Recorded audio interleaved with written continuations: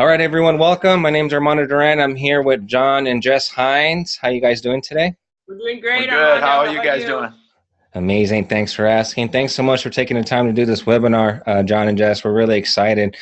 And this webinar is titled Three Reasons Why You Shouldn't Join a Health Club. And this is a very interesting topic, not just for me, but I know for a lot of the people out there who's checking out the webinar.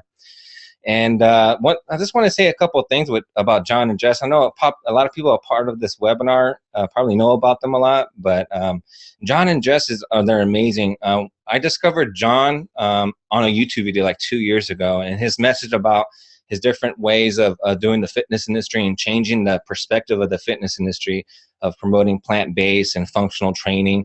And one thing I really liked about him is that the Tony Robbins thing really popped out. When I found out that Tony Robbins hired you, Jon, to be his fitness advisor, I'm a big Tony Robbins fan. And I know he looks all over the world for the best in the world to do what they do. And for him to endorse, to look for you and to train him was just amazing. I was like, okay, I'm a big fan. What's this guy's all about? So I'm really excited to talk about this 3 reasons why you shouldn't join a health club. If you guys want to kick it off, that'd be awesome. Yeah, sure. Well, this actually goes way back to, I used to work at health clubs. I first started in a health club, and I was a floor trainer. And that's where most personal trainers, most people get into the fitness world, where they start at like the Globo gyms. And then after that, when I moved out to Los Angeles, then I became a personal trainer, but I still worked within the confines of a Globo gym. And it was about 1993, 94 when it just hit me one day that that type of training doesn't serve me, and it's actually a facade. It's not real. And why I say that, there's a couple of reasons. It has an agenda. It wants you to sign up, but it doesn't want you to show up.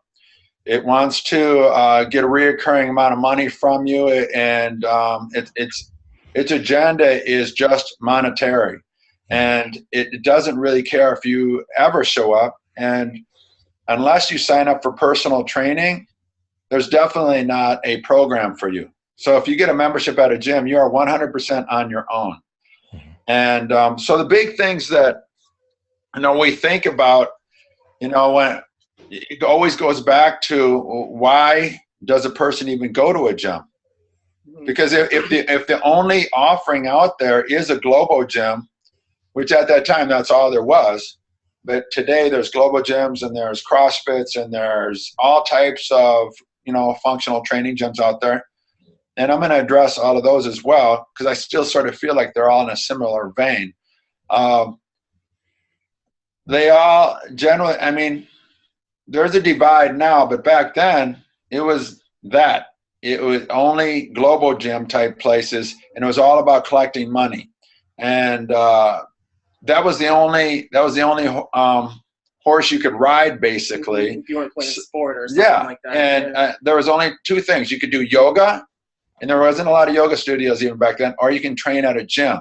It was very rare if somebody worked out on their own back then. And so what I started to see, and what started to drive me crazy, is very soon in my life, I started to train professional athletes. And I've always, like I mentioned before, I've always been a big fan of nature. And so I've always looked at nature and how do animals develop, to a high level of mastery of either a predator or a prey. And so I always apply those same rules to humans. How do we move better as athletes? Well, we want to run better, faster, jump higher, we want to climb and crawl better, be better at reacting, roll better, throw better, catch better, all of those baseline things. And the Globo Gym was not supporting that at all. The Globo Gym supports an appearance-based place. And that's what the fitness world had become. And I was caught up in it. But fortunately, I grew up in a completely functional training world. My dad developing the jump rope, my dad developing surgical tubing to do functional training with. All the pro athletes that used his equipment, they didn't do stuff that you would do at a traditional gym, like leg extensions, pec deck, and stuff like that. They never did that stuff. So I was very conflicted growing up That's all that's out there. But Eric Hayden and pro basketball players, they jump, they do resisted running and jumping and stuff like that against tubing, and that's how they train. And so it was a dilemma for me. And in 1993, I just said, you know what, this isn't how we're meant to train. And so I stopped training at the global gyms, and I took all my clients outside. We went down to Santa Monica Beach, Venice Beach, and we train in the sand. We do a lot of body weight training there. I'd use a lot of weight vests. We'd run sprints in the sand and stuff like that. And about that time, soon after that is when I moved back to Madison, and I opened the first Monkey Bar Gym, because I realized the global gym is the only choice out there. And there's a huge need for people to want to train with purpose. Instead of being all about fashion, people want to train for function. And so that's why I opened the first Monkey Bar Gym. But the 3 years prior to opening it, I was training tons of people that were following me in the parks and working out on monkey bars at the parks. And that's how I got a following. And then eventually people just said, man, you got to open your own gym. And that's why I finally did it. But the whole thing about the point and the topic of what we're talking about today, the 3 reasons why people generally want to stay clear of the global gyms, that's what I want to talk about now. The first one is everybody who goes to any type of gym, whether it be a global gym or any other gym, Monkey Bar Gym or anything like that, the focus is you go in because you want to have some type of positive change. And if you still, if we look at it, if we just step back and look at it, you got to think about what all do you want in that positive change? Because traditionally, it's all been about appearance. And as I even said, there's the athletes, they just go purely for performance. But there's so much more than that, and people generally don't address those other points. A training gym, a place of physical culture, is and should be about training a person to move better, creating a system that helps them balance and align the body better, and then supporting that with nutrition in a way that does the body a good, and since day one, the Monkey Bar Gym, that's all I've ever been about, because I saw the facade of the fitness industry many years ago, and I just thought, this isn't what people want, I feel. Now, I'm just one person, but I have a strong belief that a lot of other people want the same thing as well. So when you look at it, and still today, if you look at it like, how can I make the biggest positive change? That's why people go to gyms for. You have to take a serious look at, is this going to improve my performance, or do I want aesthetics? Because if it's aesthetics you want, go to the global gym. But even still, like when I joined traditional gyms, and I joined quite a few of them, my main purpose was to lose weight. I just want to lose weight. And I was left basically on my own. So I signed up, I started my payments, I walked downstairs, I saw a whole bunch of people on machines that were just not talking to anyone. They were looking at, a TV screen or whatever. It was very quiet. It was weird. People had their headphones on. And, they're just walking on the treadmill. I didn't even know how to walk on the treadmill and almost fell off. Wow. I didn't have any support, nothing. So it feels like, when you go in there, that you're just left to your own, resources on how you're going to get yourself into the place that you want to. And I'd rather be, handheld. Tell me this is what I'm paying you for. Yeah. Tell me how to get there. Help me get there. Don't just say, okay, well, this is what you do, and do it on your own. Yeah. And the problem with that, let's say she's a college student. The only way that she's going to get personalized attention is she pays for personal training. Yeah, if I pay more money. Yeah. So that's one of the reasons why I wanted to have a functional training gym, but I also wanted to educate people. So I'm just going to get to the point. There's 3 basic reasons why I don't think people should join a typical gym. Now, if you want to do bodybuilding, that's a sport, cool, knock it out. Because a typical gym, that's what it will do, a great job of building up sections of your body. And for bodybuilding, that's on point. Yeah. For people that want performance, for people that want to look athletic, maybe not like a bodybuilder, but look athletic, improve performance, feel better, all of those, then you want to look at a functional training gym. But there's three things that we saw. First one is a traditional gym does not give you the personalized attention, and Jessie just addressed that. She went in, and most people do, with a, okay, I signed up, and they are like, okay, go ahead, use the machines, all the machines, use the treadmills. I love the perks. They say you get access to this, you get access to this, and you're like, well, how do I use any of this? Well, I'm guilty of that because I used to promote health clubs for several years, and I know exactly what you're talking about. And we just show them the benefits of the cool equipment we have, and we sign them up, and like, all right, hope you hit your fitness goals. Yeah, and that's it. It was a transaction. It wasn't really authentically, really hand-holding and helping them. So, I mean, I was big into what you just said. So it kind of reminded me when I used to do those presentations. Yeah. And that leads right into the second point. Now, we're going to go on to each of these 3 points. But what you just said, Armando, leads into the second point of most gyms. They say just go use the machines and stuff like that. But what is their purpose of you using those machines? It's for appearance-based sakes, for your ego. You know, they do things still in an isolated manner. You know, and then what they do so that you keep coming back is they create a dependence on the machines. Not on the education of you evolving in your learning practice, of your movement practice, of your alignment practice. And it's not about you evolving in those things. Like, those are the 3 things that we really stress. We continually train you to move better, to align better, and to evolve your practice of nutrition so that you're constantly getting better on all 3 points. Okay, we call that MBG3. Yeah. Traditional gym, that's what's missing. There is no hand holding like that. It's all about a cookie cutter program, and it's all basically go do your own thing unless you want to pay money for personal training. Yeah. And so that's the second point. What it's about. Okay, the first thing is that you're sort of just left to your own devices. There's no plan of action. There's no programming. There's no guidance. The second thing is, even with that, their big picture is about an appearance of fitness on some dependency making type machines. So that's the only place you can do it. You have to go to their gym to use a treadmill, to use the pec deck and things like that. And then the third thing is the level of knowledge for the trainers. It's minimal, because all they need to do is show you how to use machines, a treadmill, things like that. There's no program design. There's no like, oh, you have knee or back pain, things like that. Well, let's do these exercises to help you out.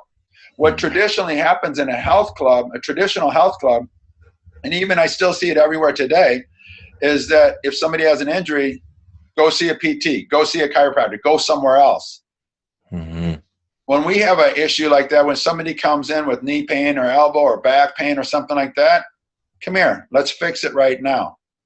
That's big. If they have issues with their nutrition, come here, let's fix it right now. You have issues with movement, come here, let's fix it right now. You're 400 pounds, so what? Let's teach you how to do a rope climb at 400 pounds. What, are you insane? No, we're not insane. You're going to do when your feet are going to be on the ground and you're going to be at a big angle, so you're just pulling the rope in and pulling and walking it back out.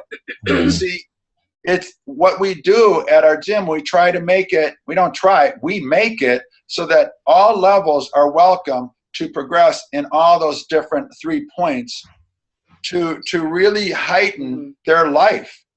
We are all about changing people's lives for the better. We are not about trying to push you towards some facade of what fitness is. And that is the big problem that I see with the fitness world today, is it's still stuck in a facade. Fitness is having a six-pack, being really jacked, okay? We see this in lots of clubs, even functional training clubs, real well-known ones. It's all about, what numbers do you put up? How big are you? Things like that. But yet those same clubs injure more people than any other gyms in the world, because the whole focus is so high on beating, personal numbers and not on balance of the body. Do you see what I'm saying? Yeah, that makes sense. It's interesting. They really promote. It's like an ego-based trip, basically. It's not, the intention is inflating the ego, really. Exactly, and they support it, and it's supported like that as well. And you know what? It's cool if there is a group of people that want to do that. You know, young bucks in their 20s, early 30s, and stuff like that. It's all about appearance. Okay. Most of the world isn't like that. Most of the people who work out, that's not the goal. I want to feel good. I want to look good. I want to feel good. Okay? It's cool if you want to train really hard and stuff like that and beat PRs all the time. I love it. That's great. Okay? The culture that supports that, though, can become obsessive with that at the cost of injury. Yeah. And that's where we draw a line on that. We don't want to push somebody so far to the point that people get injured on a regular basis to try to constantly beat PRs and stuff like that. There is a way to do both. You can get really strong and you can do it really intelligently. And an interesting way to look at this is no animal on the planet ever, like if you look at any strong animal ever, is like this, like straining to do something. You never see an orangutan like, I got to try to pull myself up on a tree limb. You never see an elephant like trying to knock over a tree, like really straining. They don't do it. It's not normal. We do it because we're obsessed with some ideal. But we do it, many people do it at the expense of compromising their body in order to do that. And then they get some serious injuries. And even some people have gotten really seriously injured, you know, at the expense of it. That happens in sport. It happens in training, you know, for big time goals and stuff like that. Sport and training is a small percentage of people in the fitness world. The rest of the people mostly want to get in great shape and feel really great. And so you got to really think about it. Is it worth it for me to really risk high level injury and stuff like that? Or can I train at a really high level and do it in a safe manner? Like I said, all animals, that's how they do things. They don't strain to the point of total failure on something. Old time strongmen, the strongest men in our history, golden rule, never go to failure. That's interesting. It was an all out world record attempt. Never even do fatigued reps. My good friend Zeph from the Barbarians, he's one of the best bodyweight guys in the world. He said something to me one time I was like, that's on point. He said, your first rep should look just like your last rep and vice versa. Your last rep should look like your first rep. And he sticks to that. If he's doing 50 pull-ups in one set, if he said, I'm going to do 50, and on his 50th one, he starts to strain, he drops off the bar. Interesting. And that's the same as the old-time strongman. It's the same approach as all animals. It's smart. He's at the top. He's one of the best in the world.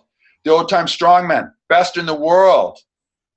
So that proves the point. You can do that. You can be highest level without risk of injury all the time. And that's where we see there's a huge missing element out there for people. And there's also an element too of never being challenged. So if you look at a traditional gym where you see this woman who's been coming there for 5 years and she does the same routine and she looks exactly the same.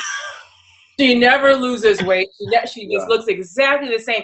And these are two different ends of the spectrum here, but they're super important in, you know, growth and development, you know. And if you have a woman who is constantly looking like that in a traditional fitness facility, nobody's helping her.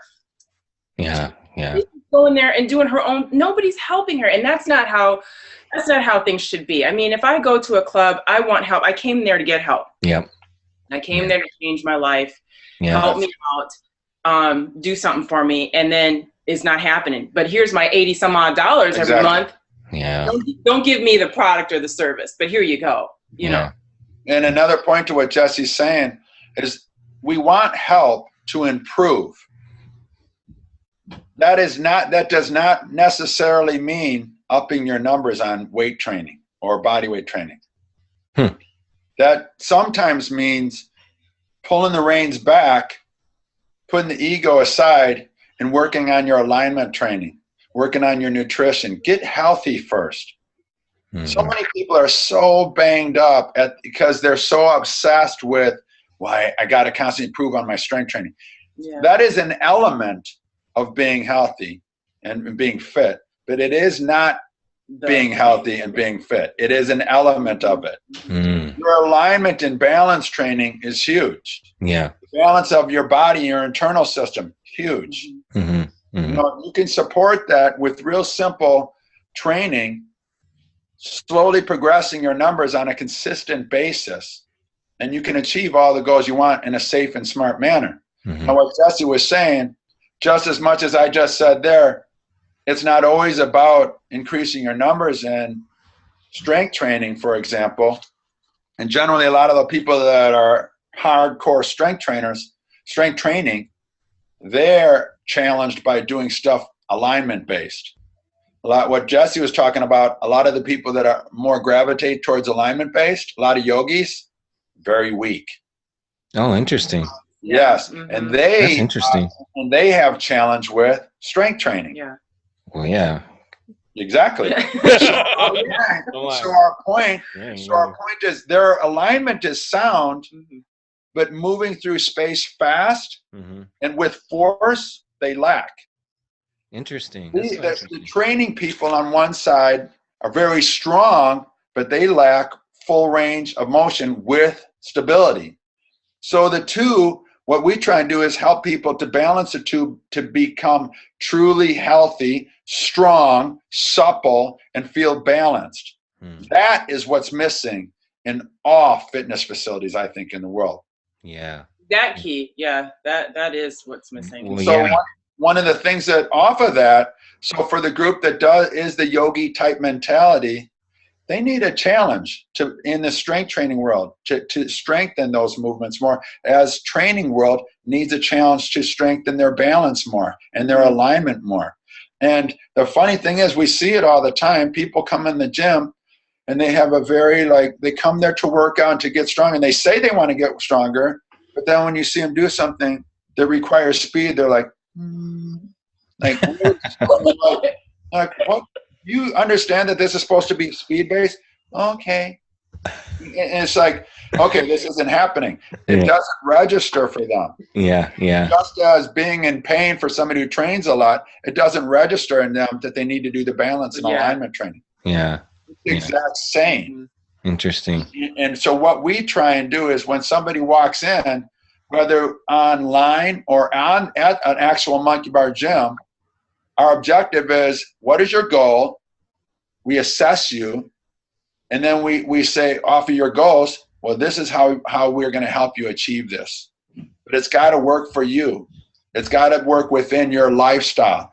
Our objective is not 30 or 60 days. It's a lifestyle. Yeah. So what we do is what we call mapping, massive action planning. And we sit down with everybody that starts out at our Monkey Bar gyms, and we say, okay, based off of your goals, these are the classes that you're going to want to take. Some of the classes are strength and conditioning based. Some are alignment based. And then we teach them also about eating plant strong, eating plant based. They're the same things. And how can you do all three of them in a lifestyle that works for you? And that's the most important thing, because so many people get started on these things and say, oh, I got to go 7 days a week, 2 times a day. And it never continues. It's short term. That's right. Our objective is continue on a program that is a live with, that you can do the rest of your life and make incremental improvements across the board, and your life will change for the better. And then you influence your circle. And then you influence a bigger reach as well. And that's what we say all the time. Take care of yourself before all. Now I get that quote. I just got it right now. So what's seriously. Seriously. No, seriously. I did. But no, going back to That point you mentioned back, you said in 93 and 94, when you started going away from the big box gyms, the health clubs, to outside and more of using body weight and functional fitness. And you mentioned something interesting, that you always mention animals and how they conduct themselves physically. Where did that come from? Did somebody tell you that? Was it something you just from observation? I mean, how did you come up with that concept of observing animals for us people? I've just always been fascinated with animals since I was a little boy, and big cats, wolves, bears, all of them, sharks. I've just loved studying animals. And one of the things that piqued my curiosity early on, and actually it's interesting, I never really tied them together, is when I saw my dad's jump rope and cable, and I saw how professional athletes, Olympic level athletes, would use his equipment. And then I saw how traditional world would use equipment, which was very unnatural. And when I'd look at how my dad's equipment was used, it was more like how humans move. All it did was it resisted the same movements that we do in sport. So I said, well, that's interesting. That's exactly what animals do. At a very young age, animals, when they're little, they play their skill training from day one. They're always biting each other, tackling each other, evading each other. That is their practice on being a predator or being a prey. It's learning how to escape, learning how to catch. Yep. And animals do that all the time. So then I would watch how they squat down, how they crawl forward, how they might climb a tree, all these different things. And I was like, the animals do it in progressions as they're learning, as they're playing, as they're growing. And then I thought, well, we do this as kids growing up. We're on the playground. We're playing tag. We're on the playground equipment. We're on the monkey bars until about 4th or 5th grade, it stops. Then what happened in the fitness, what happens is then they push you, play a sport. Don't go play tag and stuff, play a sport. So we start playing football, basketball, baseball, and we stop learning how to move and react to one another, just for play purposes. Now we're playing a regimented sport. Sport does an amazing job of discipline, accountability, teaching you all of the fundamentals of movement. But if a kid doesn't play a sport that has physical contact, that doesn't have, teamwork or individual challenge to it, more like if they're always playing kickball or something like that, it's very slow and stuff paced like that, they're not going to get a real taste of what really sport has to offer, the speed, the reactions, and things like that. The adversity. And all of those points are amazing. I just always felt growing up that when it comes to training, you train for a sport. You don't play a sport to get in shape. I mean, you get in sport to play a sport. You don't play a sport to get in shape. That's how I've always felt it. Animals train to prepare for the day when they have to go out and make a kill or survive on their own. Yeah. And what we did in the fitness world doesn't support that progression. No. When we were little kids, we progress slowly and we start running faster. We start playing games faster. We start playing sports faster. But then all of a sudden we stopped learning how to walk on our hands, learning how to balance on one leg, doing squats, doing conditioning that prepares us better for sports. And so that really got me interested. And at an early age, I started tethering myself to my dad's tubing and doing running drills, doing jumping drills.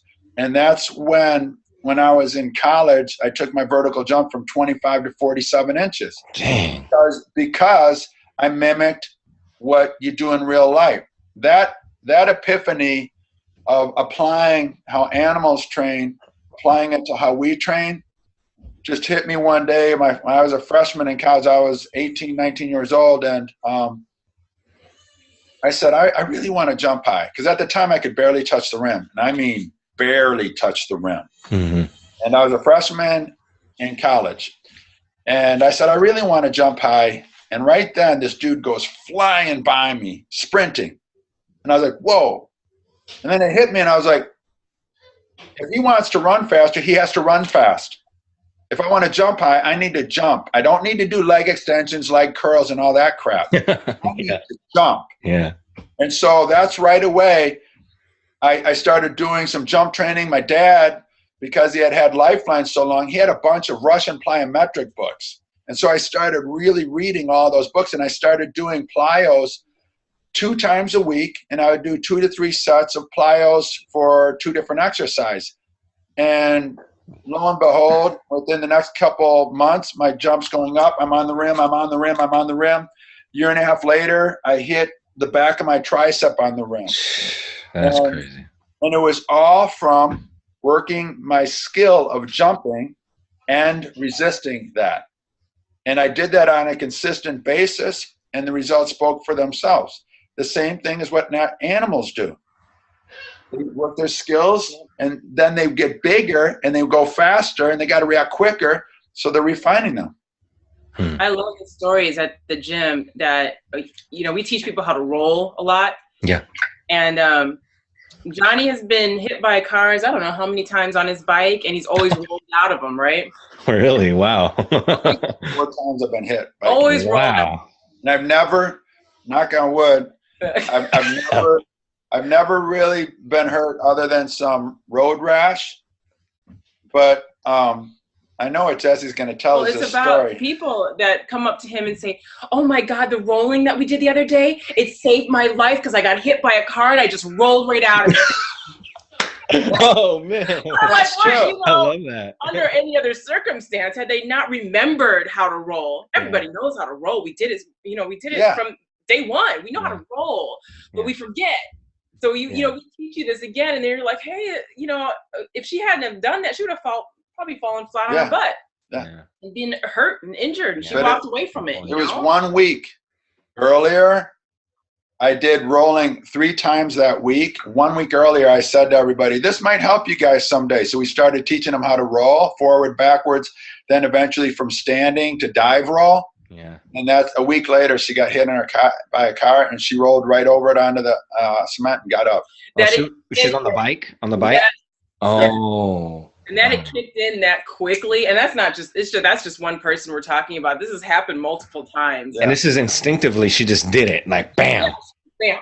Roll right out of it. It's nothing. It's wow. That's amazing. All we did, we remind people how to move. Our body, all animals instinctively want to move. But for some reason, we stop moving at a very young age, stop playing, stop interacting, and then our movements become diminished. And I feel firmly that lack of range of motion in the body and in the mind and in your spirit is what causes people to age and die. Keeping range of motion of your mind, having a broad mind, looking at all different things, reading all different types of philosophies and ways and stuff like that, deeply studying things, all types of movements, learning how to do body weight, balancing exercises, learning how to run, to jump, to combine all of those things, whether it be parkour or just learning how to lift a heavy weight. All of these things are base movements, but combining them all, doing them freely and stuff like that, our body wants to do, and we just forgot. And so that the more we can do, the more range of motion our body has, not just in a joint, but I'm talking just for movement's sake. The ability to do all is a huge range of motion for your body.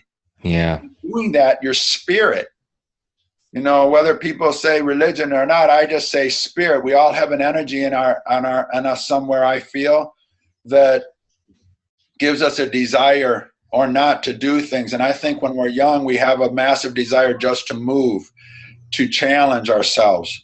And if we continue to challenge ourselves and mentally, physically, spiritually, I think that we have a big range of motion on all 3 points. That's what I think keeps a person young and vibrant. And when people stop moving and stop thinking and are stuck to the TV and aren't challenged by anything, that's what ages us. See, that's interesting. See, you're not going to get this type of talk at a health club. I mean, this is crazy. You talk range of motion, I automatically think you're thinking physically, but you took it to the mental and spiritual realm too as well, which is awesome because that's all part of somebody's life too. And I think that's amazing. Now, really quick for the people who are attending, if you guys have any questions you guys want to ask Jon or Jess directly, if you go down to the bottom screen of your Zoom screen, there's a Q&A button you could click, ask whatever question you would like. We're going to keep going. I have one more topic I want to ask you about, but go ahead and click on it, folks. Ask a question. I'll get to you as soon as we can. I got one thing I wanted to ask you. Now, it's funny because in the Bay Area, I know this guy who used to own, like 15, 20 different health clubs in the Bay Area. And I talked to him literally 2 days ago. I texted you about him. I don't know if you remember. And he has a different change. He hasn't really changed in his thinking. And I really wanted to reach out to him because he's been doing this for 30 years. And I asked him, we talked a little bit, what is the percentage of people actually show up at your health clubs? He says about 20 to 25%. Oh, that's high. That is high, actually. Here's a fact, and I heard this a long time ago, and I think it still holds true. A typical health club, and this is another point that we wanted to bring up. When you walk in the door, they basically say, go do your own thing. What that leads to is no accountability, no program. It doesn't give you a lot of inspiration to go there. So only people that really know how to train are going to go there on a consistent basis. 10% only at a regular health club go 3 times a month. So 90% don't go at all. At the Monkey Bar Gym, we have 90% of our members go 3 times a week. Wow. And there's a big difference because one point, they don't care if you go because they work on volume people signing up. We want you to come. We want to make sure that you get results because if you get results, that's going to help everybody.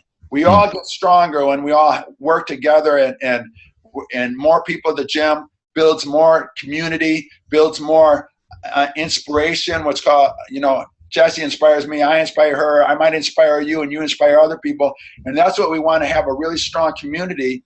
Just like Malcolm X said, separate, which is how most people train in a gym. We are weak like the fingers, but together we are strong like the fist. Love that.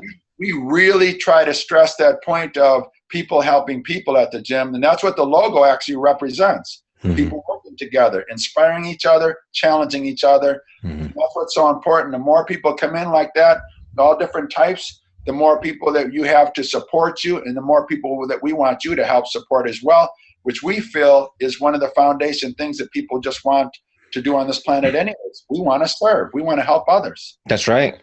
Yeah. We give them a platform to do that every single day. That's amazing. I got a few questions that popped up. Thank you so much for answering that. It's amazing. I got one from, so what kind of warm-up progressions do you adhere to, if any? That's an anonymous viewer, but. Okay, well, there's 2 basic warm-ups that you can always do before a workout. One is a general physical preparation, GPP, and that would be stuff like running down, jogging, jumping jacks, crawling a little bit, various movements like that don't have any direct connection to the workout. Then there is a specific SPP, specific physical preparation, which if you're doing push-ups, maybe weighted push-ups today, then you do knee push-ups, then you do some regular push-ups, and then you do lightly weighted push-ups, and then you do heavy weighted push-ups. That is a specific physical preparation. We do both types at the Monkey Bar Gym. It depends on what workout that you're going to do. I generally like to do specific for the workout, but still I like to do what we call our base training. Like to do a little bit of that before I even do the specific stuff. The specific stuff we also call workup sets, which is your warm-up, but it's also part of your workout because it really preps you for your heavy loads and heavy challenging exercises as well. So there's 2 types basically. Sweet. I got another question from Christy. Can you be too old to start this type of training?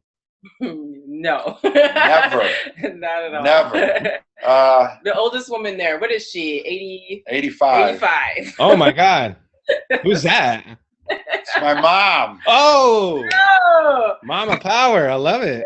My mom comes 3 times a week. She's awesome. She brings great energy to class. She's inspiring as hell. And movement is movement. No matter where you are, there is a place to start. Yeah. So the thing is, no matter where you are, start. Start moving more. Start opening up the physical body. Start opening up the mental body, the spiritual body. Start wherever you are, and you can change and improve your life, no matter what age, no matter what weight, no matter what injury. You can improve them all. That's right. That's amazing. And I remember meeting your mom in Madison. That's amazing. She does have a great positive energy. And she's always smiling. Even after that bump in the head accident, she was like super. Oh, yeah. That was weird. Man, I would have been pissed all day long. And she's like, man, what didn't even happen? I got another question from Chad. Chad says, John, do you think there is a market for online fitness programming, strengths, weaknesses, opportunities? What is NBG's success with this? So what is the NBG success with online fitness training? With our online fitness training?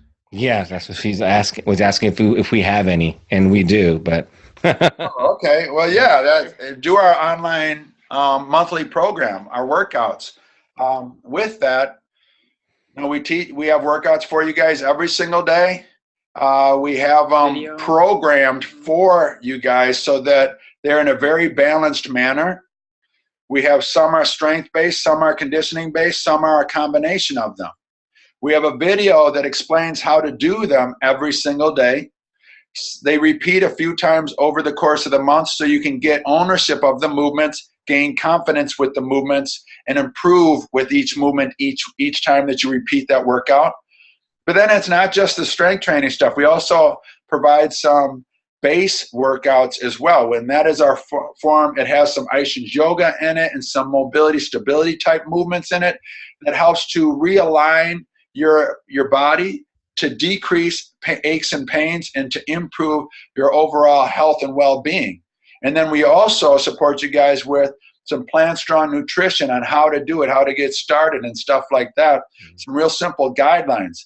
So yes, we do have a program. It works really great. And there's a community as well. I like it because you can kind of pick and choose the program that you want.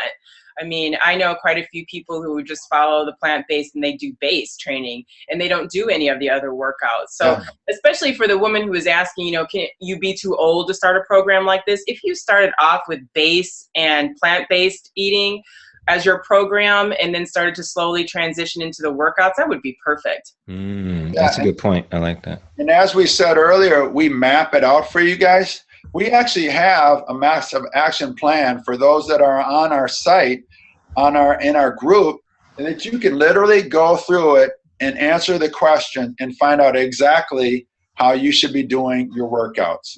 And if you're older, if you have some injuries going on, and or if you just simply, I just want to feel good, I have so many aches and pains, then exactly what Jesse said is the answer for you. Do the base workouts every day. They're available every day. And what do? They make you feel amazing. They're not overwhelming. My mom does them. Her mom does them. They're easy enough for all levels to do, but can pro athletes do them? Yes. Can everybody benefit from them? Yes. They're all about strengthening the weak links in the body and having you walk out feeling balanced and really healthy. It's only 15 minutes. Yeah. If that, sometimes it's even shorter. So I remember doing the base thing when I first visited you guys in Madison. I felt so much lighter in my feet, so much like it was just amazing. It's supposed to feel. I feel so light. I was like, I feel like I could just. I feel like I could dunk a basketball right now. But I do got more questions. Really quick, we do have an online fitness program that we put together. We have a private Facebook group for just members only.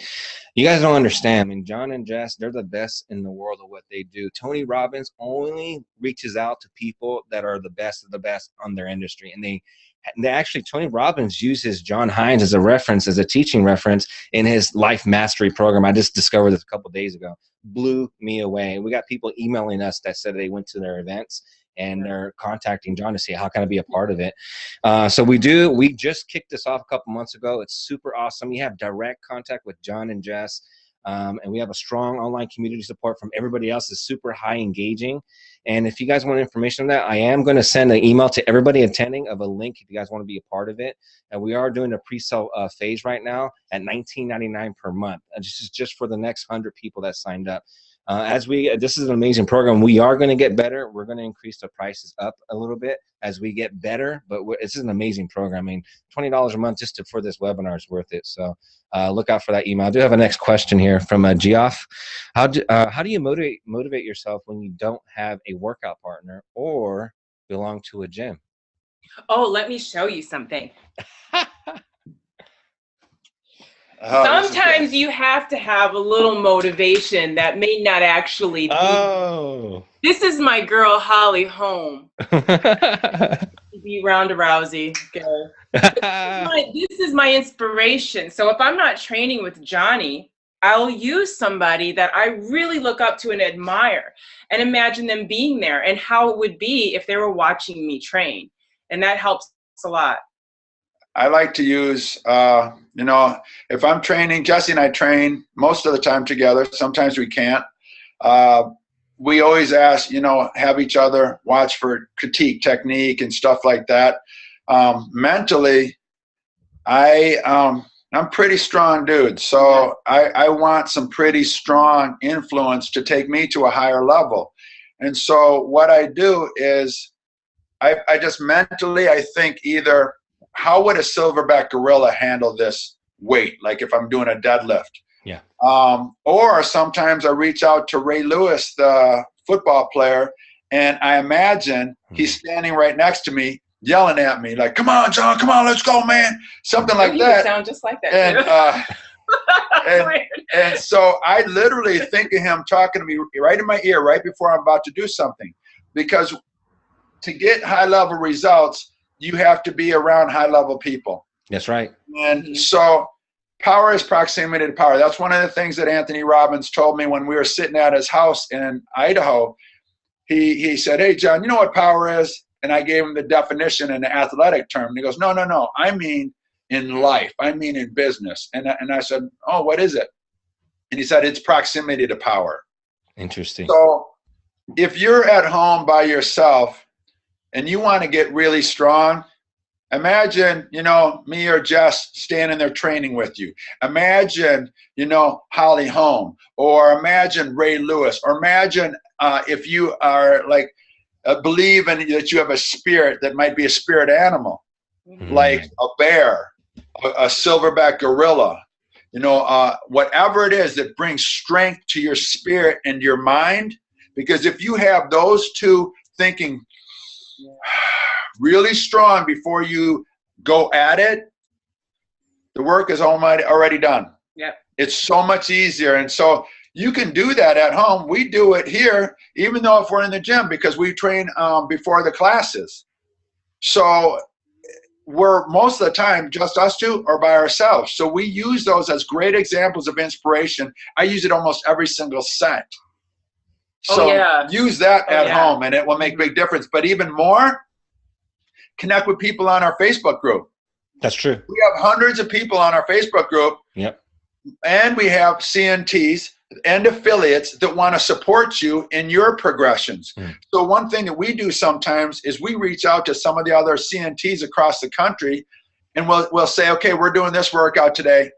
Post your numbers. Tell us how you guys did, so we can do mirror inspiration." And so if I did a workout in 20 minutes, Jeremy Laban down in Chicago, he's going to want to do it in 1930.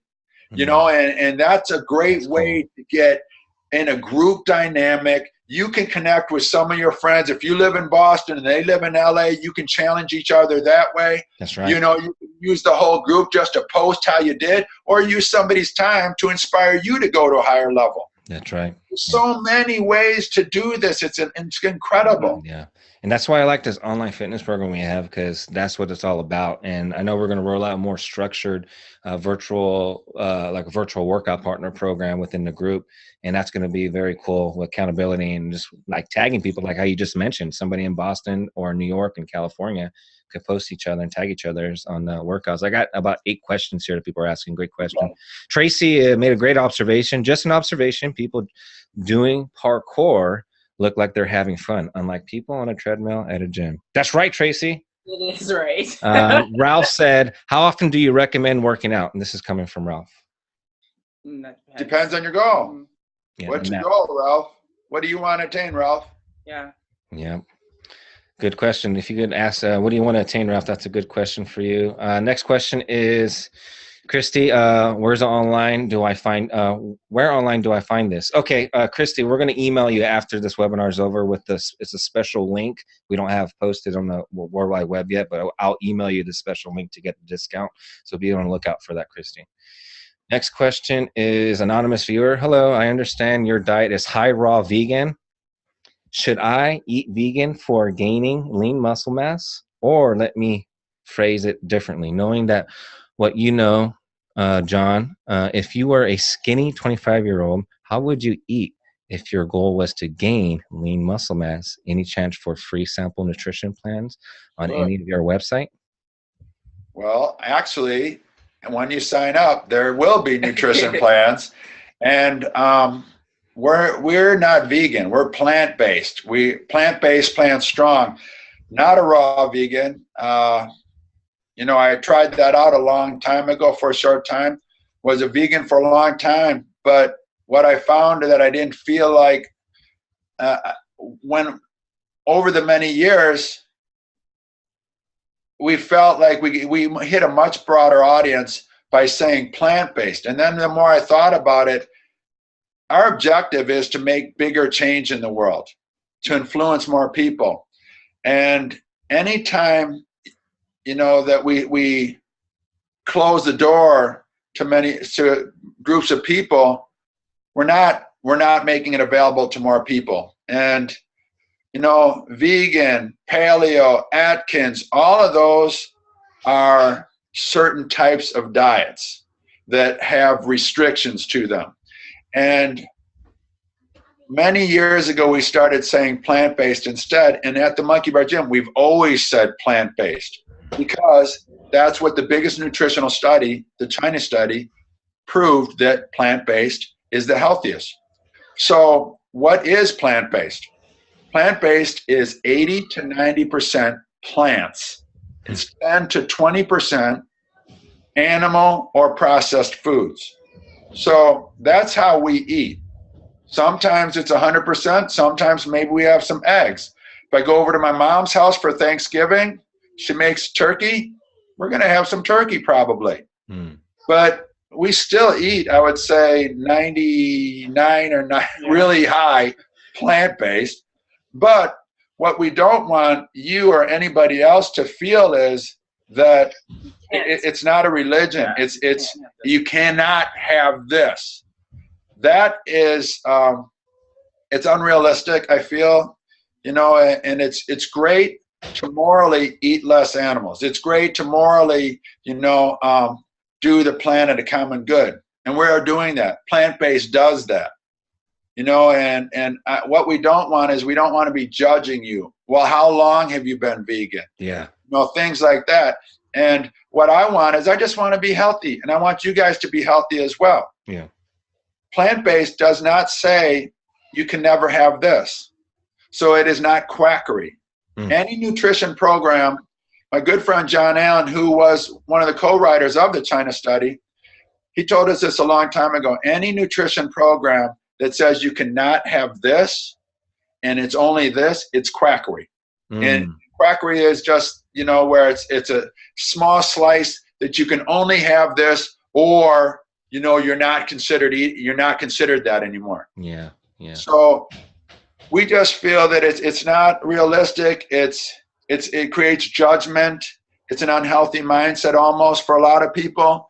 If you're 100% plant-based, if you want to call yourself vegan, cool. If you want to call yourself plant-based, cool. But just understand, plant-based is not vegan. Yeah. And to answer this kid's question. Oh, yeah, thanks. Answering his question is really simple. Jeez Louise. Eat more, lift heavier. Exactly. It's very simple. Eat more, lift heavier. You'll get there. Reg Parks, old-time strongman, told me that. When I said, how do you get big, Reg? And he was the Arnold before Arnold, basically. Oh, wow. And this guy was ridiculously strong. And he said, eat more, lift heavier. Interesting. And I said, so there's no, and I even asked him this, I was like, there's no X amount of protein yet you need out. And he said, eat more, lift heavier. So what we say is just eat whole foods. Yeah. Eat whole foods. Don't eat processed food. Eat whole foods. If you're skinny, eat more of them. You know, and then constantly challenge yourself to do more weight or more reps or more. If you're doing body weight only stuff, challenge yourself with more resistance while you're doing them even, or higher rep counts. Those are the two key components. If you do those things, my friend, you will get bigger and stronger. Yeah. That's right. And my next question here, Christy. Oh, only see certification online. Oh yeah. Again, I'm going to email you, Christy, about the sign up for the online program. Next question is from an anonymous viewer. Hi, Jon and Jess. Thank you for doing this webinar. Do you recommend 100% plant-based? Oh, we already answered that. Can you do 80 to 90? Okay, cool. We're going to skip that. We're skip that. Next one. Go ahead. I have an interesting point on that.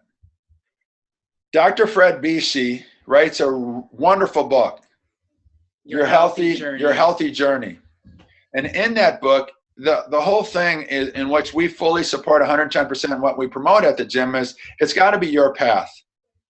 So let's say you eat 50% plants right now and 50% fish, okay?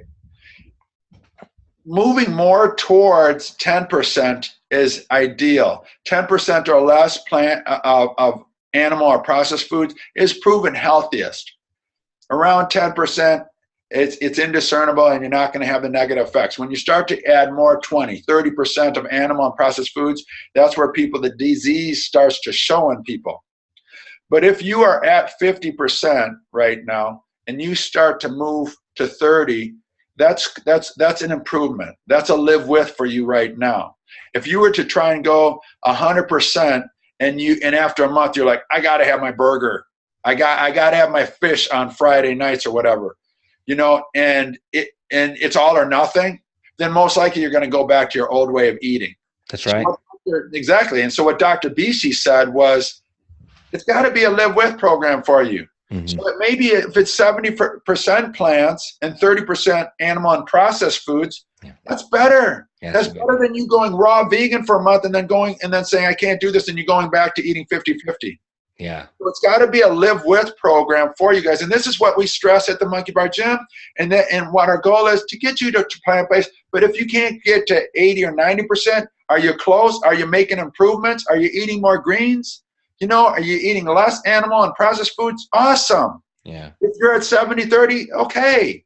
Yeah. And that's your live with, great. Are you happy? Good. Really good. Are you happy? Why are you yelling at me? I am happy. No, that's good. That gets me fired up right there, because that is so true, Jon. There's so many people out there who are so intimidated by thinking that you're vegan, and I thought you were vegan. And I remember reaching out to Jess about opening a Monkey Bar Gym in San Jose. First thing she said to do is read that book, The China Study. I read it in the audio format because I'm a slow reader. Boom, went vegan for 6 months. I was talking to Jon on the phone. Dude, I've been vegan for 6 months. I go, oh, that's cool. Well, I ain't vegan. I'm like, what? So we were cool. vegan. Yeah. I mean, it's cool if it floats your boat. We were vegan for 10 years. I mean, strict. Yeah. Strict. Well, yeah. And it's long time. a very long time. But the thing is, my point is that I kind of feel a sense of pressure release. Like, you know, I think I can do that from like 70 to 30. What's your live with? I love that. And it's even this, you know, being able to be out with family. I mean, we go over to his mom's house for Thanksgiving, and can you bring your own food? Does that have butter? Does that have milk in it? Does that have honey in it? Does that have honey? What's that sweetened with? It's just like, let it go. Is that casting a shadow? Because I can't eat if it's casting a shadow. Okay. So what it drops a lot of the pressure off people. Just makes you live. Just be happy. That's the main thing. Just be happy. Are you doing yourself a good? Are you doing the planet good? Great. Yeah. No, and can you slowly, incrementally improve that? Yeah, you can. And we're not talking about the Marshawn Lynch diet of Skittles all the time. I mean, right. You don't want to go that far, but we want you that's to just 10%. Whole food plant-based is ideal, you know. But we don't want you to be so regimented you feel like there's no room for anything that's not perfect. Yeah. And this leads me actually to, we're going to talk all about this subject next week in our webinar. Yeah. We're going to talk about how I got started, Jesse got started, why we got started eating plant-based, and what that was like, what all we experienced in learning. Because when I got started back in 2001, 2002, there was no books on it. Wow. So we're going to talk to you guys a lot about this all next week, and how you guys can find your path to be very strong and powerful, to cut weight, to improve athletic performance, whatever it is that you guys have questions with. We're going to talk all about it next week. Yeah, stay tuned for that. That's going to be awesome. Next question. I got 4 more questions, actually 3. Chad said, do you feel the online market is successful? Are you reaching the amount of people you want to reach? Is it a good market? Heck yeah, it's a good market. We're just getting started. Awesome market. We just started this, and we're gaining growth every single week it goes by, and the community that we're building online is off the charts. I love it. The guy who's running it, it's a little crazy, but besides, Armando goes, that's right. But it's a great community. There's a ton of support. Yeah. Whether it's videos, whether it's written, or these webinars, or all the affiliates and CNTs that get on there as well. And all the people that are in there, they want to participate and they support everybody as well. So we're really happy with how quickly we've grown to where we're at right now, and the future is amazing. Yeah. Very excited about that. I'll be sending out an email to everybody attending. If you guys want to sign up for that pre-sale rate for the online program, be sure to do that, because it's only 100 people who are going to sign up for this next enrollment opening. Anonymous viewer had another question. Are the programs separate, or is there an integrated program that incorporates all that you have to offer? It's all one big it's all one big thing, but depending on how you lay out what your goals are, that depends on which parts of the program you take in and you focus on. Just like what we were saying earlier, my mom does the base, eating healthy. That's what she does. Her mom does a similar thing. If you want to build strength only, then you're going to just do the strength workouts. If you want to just do conditioning stuff, just going to do the conditioning workouts, maybe a little bit of the mix of the two. So it depends on what your goal is, but it is all there for you. You just got to sort of, like Dr. Beachy says, you got to find your path and follow that, so that it's a live with. That's right. I love that. Live with. I got another question from Emily. What obstacles do you have to overcome when you first opened Monkey Bar Gym? You guys are totally against the status quo of the fitness industry. That's a good question, Emily. That was tough. That was extremely hard. I was the first gym in the United States that was a functional training gym for classes. There was no machines, no mirrors. We'd wear no shoes either, because we've been going no shoes. I've been doing it since '97. Wow. Or minimal shoes.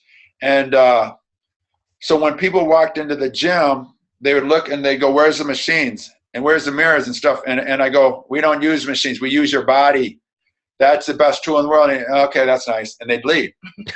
And for the first 2 months, I had 1 member.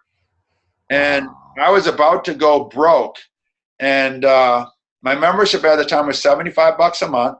And I had 1 member. So the funny thing is, I was doing $150 an hour privates in the 80s and early 90s in Los Angeles. Come back here, and I'm doing a private session with this guy every single day for $75 a month. Dang. And I had no other members. And then I said, man, I'm in trouble here. I got to get a lot of people in here quick. So I did a little ad this big in our local paper that said a 60-day challenge. I'll do your body fat. I'll do your pictures. I'll lay out a program for you. And I did everything, $50 for 2 months. Wow. And I got 90 people, because it hit me. I was like, people don't understand the value in this. No. There's no other gyms anywhere that are doing this. And so I have to get, because I'm not a good spokesperson for it. Because if you look at somebody who's fit, you're going, they're just fit. But if my students are fit, they'll talk. Other people ask them, damn, where'd you get so fit? Okay. Mm. And so that's what I was like, I got to get a lot of people in the door at no matter what the price. So even if it's $25 a month. So I made this offering. I gave them 3 privates with that. And I got 90 people in the door in the first 2 months. And then within a couple of years, we had 500 members at the original location. Damn. But the hardest part was that initial couple months where everybody who came in looked and walked out. And and it wasn't until I did that first 60-day challenge that I got a lot of people in the door. And I was about to go completely broke there if I didn't get some people in there. But now functional fitness facilities are a little more commonplace. So it's it's more common to walk into a place and not see any equipment and still be like, oh, that's totally fine. Yeah. Yeah. Wow, that's amazing. I have not really a question. Anonymous viewer said, "This is the best webinar ever." Thank you. Woohoo! Hey, it's been a little over an hour right now. I just want to do a couple of call to actions here for the people attending. We're going to close this up, but again, look out for that email I'm going to send to you guys, whoever attended this webinar, for the link to sign up for the online fitness program at a pre-sale rate at $19.99 per month. If you have any questions about that, you can always email me back on that. And plus, there's some people who are already members on this webinar and people who are not. I want you guys to go on our Facebook fan page or in our private Facebook group if you are part of a member, and just post what you liked about the webinar. What kind of insights you just didn't know or was just kind of fascinated or whatever. Just go out there, have some engagement. Let us know you liked it on our Facebook fan page or our private groups, okay? Hold on, I got a question just popped in. Is your online program similar to the YouTube videos you use to post on your website? No, this is different. It's written. You have direct access to Jon and Jess. We have a dedicated lead trainer, Sean McCormick, to help you too as well. So this is totally different. I'll email you. Just email me back, whoever that is, the anonymous viewer. And if you have any questions, we'll go back and forth. But I'm going to shut this down. Jon and Jess, thank you so much for this time. This is amazing. Thanks, everyone. Thanks, everybody. Great. So we're going to shut this down. You guys have a good day. See ya. Bye. Thanks. Hope you enjoyed it.